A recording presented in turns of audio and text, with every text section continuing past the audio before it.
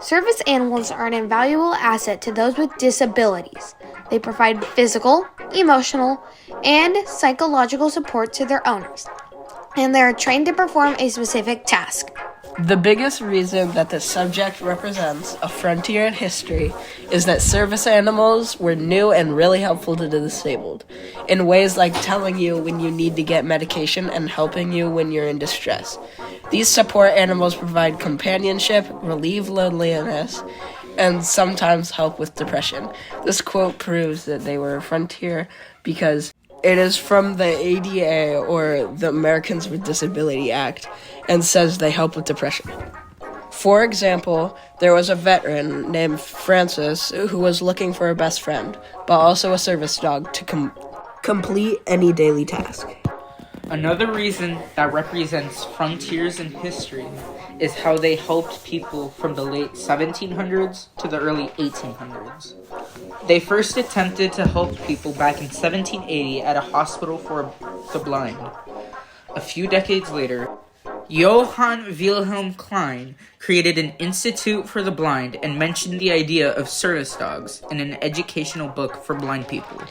This claim is related to the thesis because it proves that there were guide dogs helping people in the past 200 to 300 years. Finally, first responder dogs represent a frontier in history because they help police track things, help look for people, and boost morale.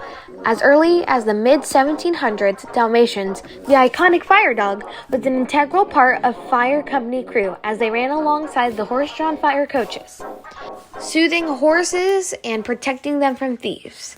Police canines have been used in active police work for over 100 years to help to apprehend criminals, with hounds being used to track the scent of criminals to potential victims. Other dogs are taught to locate avalanche victims and sniff out drugs, contraband, and fire accelerants. Dogs can also help people by rescuing them from rubble, such as when dogs were helped to find people trapped in debris during the fall of the Twin Towers due to the 9/11 terrorist attacks. This claim. It is often said the worst brings out our best, a principle that doesn't just apply to humans. And for me, Brittany was that once-in-a-lifetime canine partner. Brittany was Denise Corliss's golden retriever. The loyal pup was just 2 years old when dog and owner traveled from Texas to New York in the days after 9/11. Our job, our mission was to search for survivors, and we were not able to locate any. The search dogs quickly became therapy dogs, offering much-needed comfort. Doesn't it? I think Brittany and others like her, are invaluable during those times.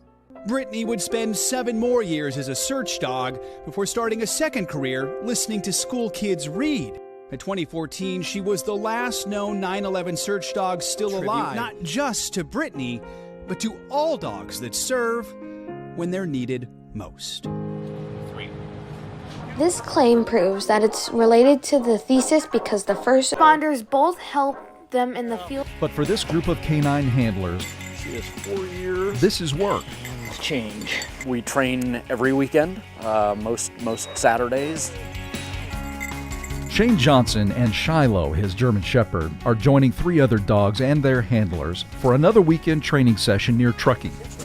She loves this. We get out to training. It's her favorite thing to do, is to work. They're all search and rescue team members with Wolf. Wolf was the first of 4 canine SAR teams recognized in California. They're certified for all types of terrain and missions.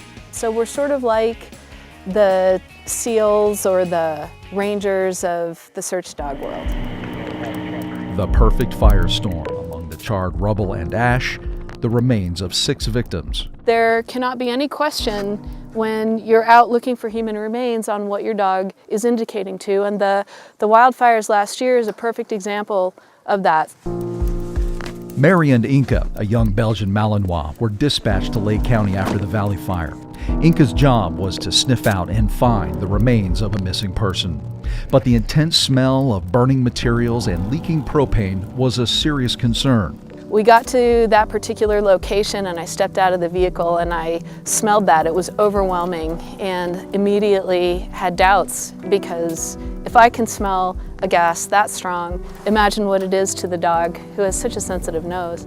A Malinois' sense of smell is about 40 times more sensitive than a human's, so Inca's nose prevailed. Indeed, there was an individual there, not visible, and the authorities very kindly said later that if it wasn't for the dog, they probably wouldn't have found that individual.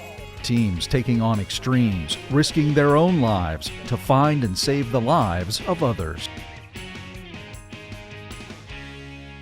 And they can also help them calm down after stressful situations. Our topic, service dogs and first responder dogs, are related to the frontiers in history topic because they helped disabled people, helped people since the 1700s, and how they help first responders. In the United States, approximately 500,000 service dogs are helping people.